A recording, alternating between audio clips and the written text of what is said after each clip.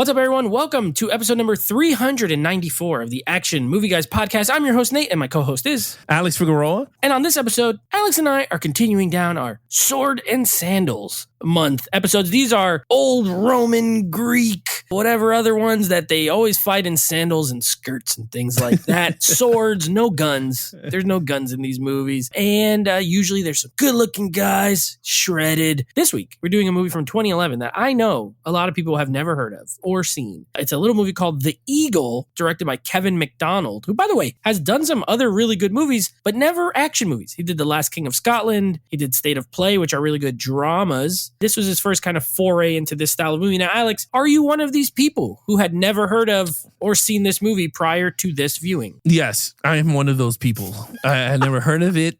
And, I'm going to be honest with you. I don't watch much of Channing Tatum films. So a lot of his movies, if you bring it up, I'm going to be like, no. It's like brand new to me. Yeah, pretty much. Okay, fair enough. Yeah, this stars Channing Tatum. This also stars our boy Jamie Bell from Jumper. He's the other the little guy. And guess what? Spoiler alert, pretty good in this movie too. And then you also have Donald Sutherland, R.I.P. Donald Sutherland in this movie. I totally forgot he was in this movie. And then other than that, it's not very many famous faces. So before we get into it, let me give you the Rotten Tomato scores here. They're not great. Okay, they're pretty low. Maybe this is why people didn't really flock to this movie at all. This has a 39% critic score and a 41% audience. So they're pretty close. They're only 2% apart, but not incredibly high reviews. Do you find these numbers surprising or not really? Not really, in a sense of this type of movie is not as popular with the audience in our generation. Whereas I think if this movie would have came out more 70s or 60s where like 60s, Clash of the Titans was around and all that shit, I think it would have been more popular. But I kind of, right, I think I go with this. I agree with that statement. This style of movie is rare now. Even in the last 20 years, like there's not been a lot. So that could be. Anyway, let's get into it. Now, this story in this movie, or not just jumping ahead of storyline, but just to give people an idea,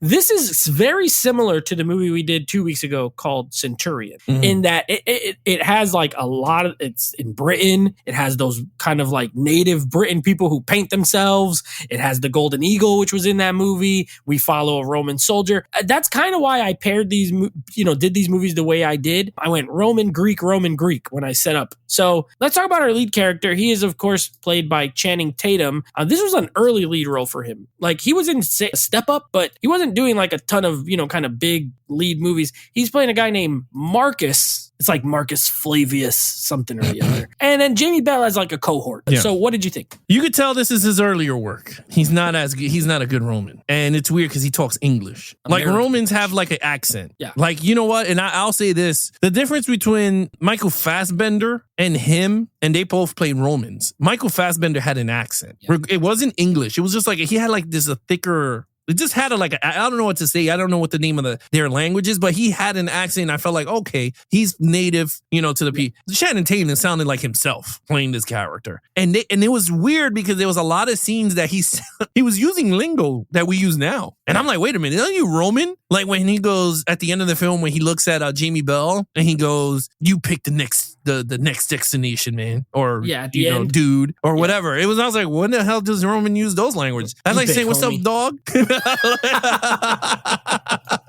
What's up, my brother? Like, you know what I mean? Like, so like that felt weird. But the way he acted, like the fighting sequences for the character, okay, it is what it is. Like, again, you're not going to get crazy fighting with swords. I mean, with sandals. I mean, with swords in these movies, like not crazy hand to hand unless the director is built for this. This storyline did not have as much of that. But in terms of the acting wise, he was okay. So the character, I'm going to be honest with you, I gave him a 3. And I'll be honest, I like Jamie Bell's character way more because he had more of a storyline that he was a slave, right? Channing Tatum saved him from a death pit fighting thing, and his father got him for him to be his slave. And then they go into this adventure, and he was still his slave, and then he goes, if you set me free, I could go get help, and because it was like a situation, which I know you'll bring up and you say better than I do. But I think Jamie Bell was better. Like, I would get him a 4 because he was more of a believable actor, especially when he spoke in that native tongue with the other bad guys that were roaming the land. You know what I mean? Like dudes with the white makeup and everything that were normal people, but white. So I gave him a 3. I thought he was good. Okay, fair enough. I actually gave him a 4, but I agree with your acting points. He's not that great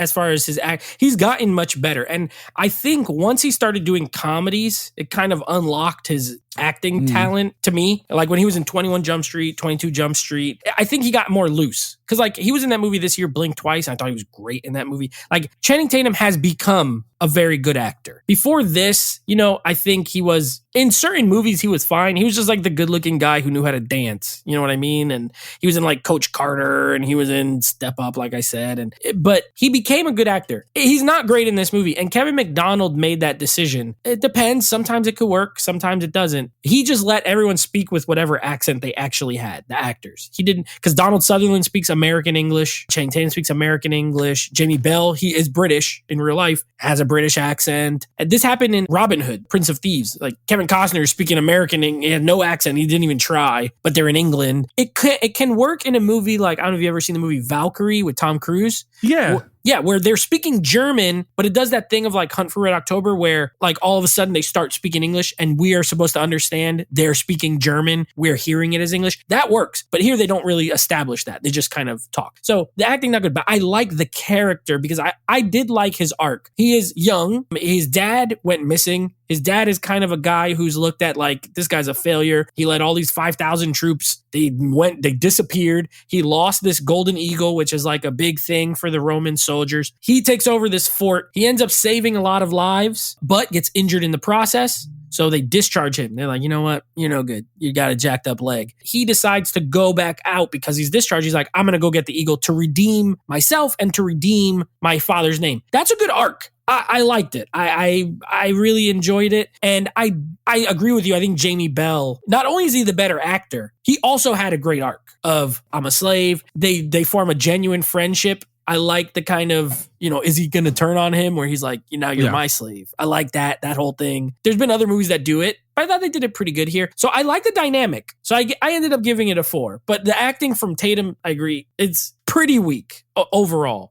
He looks the part, but he doesn't exude general of a Roman army type thing. So I agree with you there. Okay, main villains. Now, this is another movie where the natives who have been invaded are portrayed as the bad guys. They like eat people. The dad eats people. The dude kills his own son. Like they're bad. They're bad guys. But are they? I don't know. So I don't even know their name.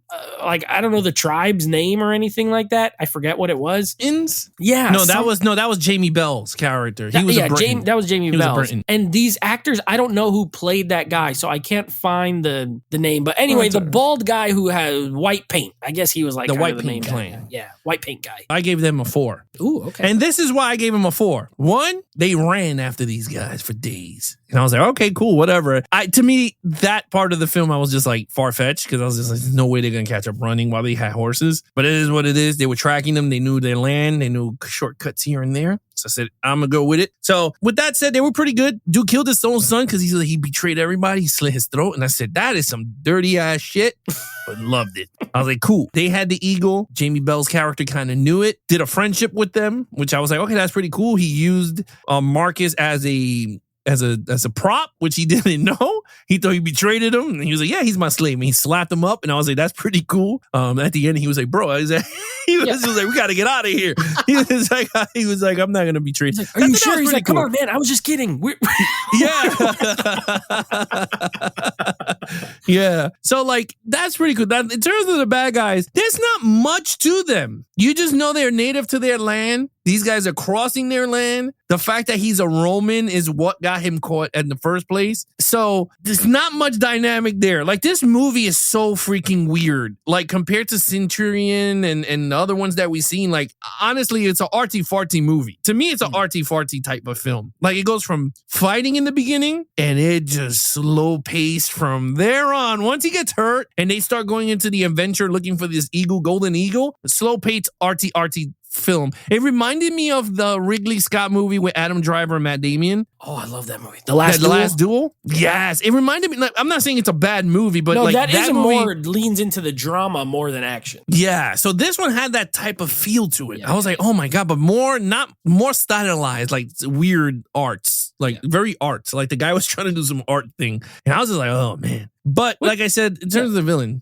I gave him a 4. I thought they were good. makes sense Agreed. because, like I said, this guy directed not these type of movies prior. Yeah. So it's not that surprising. Okay, main villains. Yeah, I gave him a 3. So we flip-flopped here on lead and villain. But Yeah. I 1 minus point because, again, I don't even remember their names. Like, if I don't even know your name or remember what it is, that minus for me. I do like that part, like you said, where they're running after them. And then Jimmy Bell's character is like, yeah, have you seen these guys run? Like, because Channing Tatum says, he's like, oh, they're just running. They don't have horses. He's like, yeah, but have you ever seen them run? They're like, they're not going to stop. They probably take no breaks. Again, it's tough for me because they are people they are the natives. They are the ones who live there. And we're meant to root for these Roman soldiers. Oh, by the way, I forgot. Mark Strong shows up in this movie out of nowhere with long hair, who's a good actor. And then you get them, you do get the fight where all those people who went missing and kind of just started living with the natives show up and help them, fight against these guys. But you get that main fight. And other than that, these bad guys kind of just like, he smacks him. He almost kills him for looking at his sister.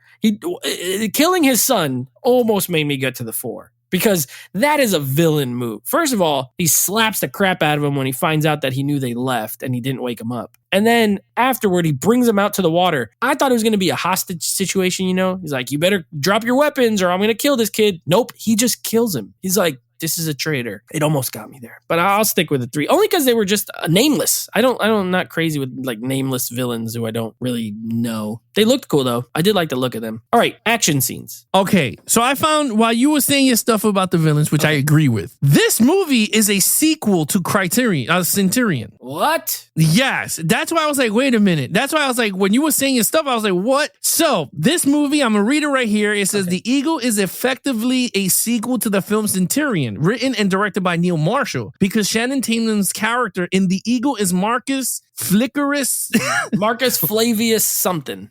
Aqualia, the son of Titus Flickerus of whatever, right? Who is the lead of the 9th Legion that was lost in the far north of Britain, right? Mm-hmm. Who is therefore the same person as Dominic West's character, Titus Ferrudius Venericius in Centurion. So he's the son of that character. So like it's like an unofficial sequel. It's an unofficial, but it's kind of a sequel that tied together. And that makes sense because I told you when I'm watching, I'm like, dang, this has a lot of similarities story-wise to that movie. So if you look at it that way, that's kind of cool. Like, okay, his dad was that guy. He lost the eagle. He did die in that movie. He gets killed. Yeah. Remember, Michael Fassbender, by the end, he just goes to live with the witch lady in the trees. He's like, I'm out of here. So he could be like Mark Strong's character. Remember, he said he met a wife. They had a kid. Hey, that's kind of cool. It doesn't change my thoughts, but it's kind of cool. So that's a little tidbit. Yeah. All right, so the action sequences in this movie, there ain't no much action in this. The ending battle, I thought was really cool. It was like 30,000 of these natives versus 10 people, and they came up on top, which was kind of weird to say, but that's movie magic. You know what I mean? That's like William Wallace versus 500,000 people, and William Wallace comes out winning. You're like, okay, and what? That's how I felt by the end of this movie. I was just like, this dude should never. And he had a slice in his leg. Yeah, that's right. And he couldn't continue going on, but he had enough strength to fight. He hulked up. He did hulk up. Hulked up. He said, so, eat my vitamins, do my prayers. Or he Ultimate Warrior shook the ropes. I gave it a 3. Yeah. I gave it a 3. I thought the beginning battle was pretty good with Channing Tatum in full strength, and you see how he got hurt. And then the ending throughout the middle is just a chase scene and more character development. Now knowing that this is a sequel, a light sequel to that Centurion film, it didn't do as much because Centurion, I think, had better action sequences with Neil Marshall. But with that, I gave it a 3. Did you watch the PG-13 or the unrated for this? Unrated. Okay. So apparently this, I also watched the unrated. It's the same exact length as the PG-13. They just added in like when that guy gets his head chopped off, you could see he's get his head chopped off. And the dead bodies hanging. Yeah. There's like a little bit more of violence. Gore. But but not any additional scenes. Okay. I agree with you. I gave it a 3. I think it has 2 good battle scenes. The movie, no matter what, and this kind of goes overall, but it's shot very well. It's made from a director who knows how to direct a movie. Now, is he an action director? No. But are these action scenes like comprehensible? Yes. Do you know what's going on at all times? Yeah, it's not all shaky cam. I always like that thing of like when they make the little shield wall and people I jump love on it that. and they stab them. I like strategy. See, the thing with these kind of movies is I like the war strategies. Like, how are we gonna, 300 did it very well, although more stylized. This has it. I like that. So I think it's good, but you're right. There's not a ton. There's a lot of talking. It's a lot of story more than action. But the action that's there is solid. It is solid and it's well shot. So I gave it a 3 as well. I'm not going to harp on it. We're at the same score. All right. What did you think of that story? Okay, so it's weird, right? Since now that I'm knowing that it's this damn sequence, I kind of like more the better of the first one. But this one had an okay story. Honestly, Nate, if this had a way better lead actor, this movie would have been really good. I agree with you. I'll be honest, and I'm looking at the box office numbers while you were saying your stuff, and I said this budget at $25 million, which you could tell it was budgeted at $25 million. Yeah, but that's low enough to be a hit if you do it right. Well, was it? Only grossed $37 million. Not really. Not really. Not a hit. Not really. Not a hit. Not a but hit. It could have been. That's a low budget for. It's a movie very low budget, and that tells me with these numbers, that tells me if you would have scratched out, let's say you take out Channing Tatum and you put an actor that's really good in this role, right? You could have put a Brad Pitt. I could see Brad Pitt doing this type of role. I mean, he did do Troy. Someone a little older. Period. Someone older, right? So like, I don't know who to put older. I'm not good Michael with this. Fassbender. Michael Fassbender comes back for the sequel. Bring him back. Yeah. As his brother. Yeah. Rufus, Toofius, whatever. Rufus Toofius. Is it Roman. Rufus Toofius?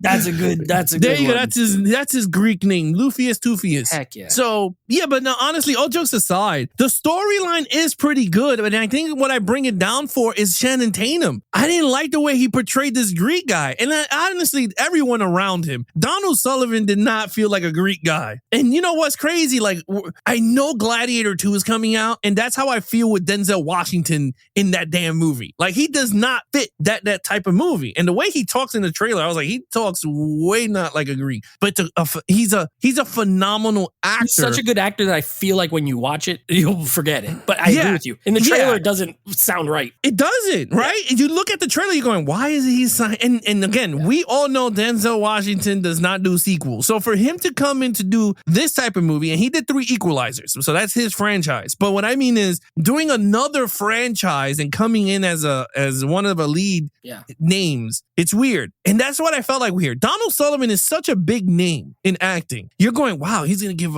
a good acting. No. He's just acting like Donald Sullivan in any other movie. I was just like, wow, this is weird. Jamie Bell, out of the 3 actors in this movie, did a hell of a performance, more than the lead guy. And that tells you something. Like, if this movie, and we said it in Jumper, if the movie was led by Jamie Bell, I think this movie would have been phenomenal. I think it would have been really good. He was jacked when he took his shirt off. He's not physically fit like crazy. I mean, he was thin. He's not large. Yeah, he's not large. He is cut, but he's not like 6'3", whatever. Yeah. So for me, it could have worked, but I can see why they picked Channing Tatum, because he was hot at the time and whatever. He is what it is. But again, storyline, I kind of liked it for what it was. I thought it was really good. I'm going to give it a 3. I'm not going to give it a 4 because I think the actors did not do a great job. Well, 2 actors in the entire thing didn't bring this story to life where I think it could have been done very well. Mark Strong was very good in his role for 2 seconds. Yeah. I was like, wow, he looks pretty good. I didn't even know it was him until he spoke one word. I went, oh, damn, he's in this movie? I forgot. And I was like, wow. Yeah. But I gave it a 3. I forgot, but also I saw this movie in 2011. So it's been 13 years. I don't how was I ever going to remember that Mark Strong played character for 3 minutes in this movie? I agree with everything you said. You know the funny thing with the Denzel and Gladiator 2, you know what it reminds me of? Remember when we reviewed Ben-Hur and Morgan Freeman was in it? Yes. As the Jamaican That's what it reminds me owner. of. Hey, like Morgan Freeman, great actor. Do I buy him as a horse guy in ancient Rome? I don't know. But you know what? When you're watching, you're like, whatever. Anyway, I agree with everything you said. Again, I have a 3 as well. I think it's a good story hampered by miscast lead. Again, I like Channing Tatum now in 2024. I can't say the same for 2011 Channing Tatum. You know what I mean? There's a reason why he used to be considered kind of a joke. All the girls loved him, but every guy was like, this guy sucks. And now it's kind of flipped where it's like, everybody kind of likes Channing Tatum. He's worked on his craft. He's gotten better. They should have got someone else at this time in 2011. Jamie Bell steals the movie. He's great in it. He has a great performance. He has a great character. But again, I like the storyline. I like the storyline of the lead. I like the quest. It's the quest movie, right? They're going out. They got to go get this thing. It's out there. It's a buddy movie. It's a quest movie. It's a road movie. And I liked it, but I didn't love it. I gave it a 3. I think it was a good story. Not an amazing story, but solid. Okay, what is your overall score for the film? So, while the movie is good at times, there's times I was bored. I was just like, man, this is boring. And I think it's due to the actors that they picked to helm this movie. And it didn't do justice for me as that. So I'm going to give it another 3, but I don't think this is a movie that I will gravitate and watch again. But I gave it a 3. I thought it was, in terms of the storyline, I thought it was good. Like, I would have gave it a 2 for decent. But to be honest, it'll be wrong to do that. So I will give it a 3 for good. Again, we're on the same wavelength here. I gave it a 3. I think the movie, I wouldn't say it's underrated. You know how, like, because it didn't make a lot of money, it doesn't have great reviews. And this is not one of those movies where it's like, wow, I really disagree with that and you should check it out. What I will say is it's very well shot. It looks great. Like, it's a really good looking movie, very well shot, very well directed. It's well made for a budget of 25. Yeah, but you know, they're filming in a lot in nature. There's not a lot of interiors. So I could see the budget not needing to be crazy. You're not paying any super huge name actors. Donald Sutherland at this point is not probably costing you much money, you know, and he's a small role anyway. So even the gladiator part, like Jamie Bell's fighting it, and it's like a little set. It's not like a huge, they're not in Rome, they're in England somewhere. So it's well made for the budget it has. It has a miscast lead, which hurts it. This is an action podcast. It doesn't have a ton of action. You know, so as an action movie, I don't think it's amazing. As a drama, I think it's fine. You know, like, it's a good film, but that's why I don't agree necessarily with the super low Rotten Tomato scores, because I don't think it's a bad movie, but I think it just has some missed opportunities. So overall, I gave it a 3. As well, I think we might have the same total points. What's your total? 16. That's what I have. We just flip-flopped on the lead and the villain. So yeah.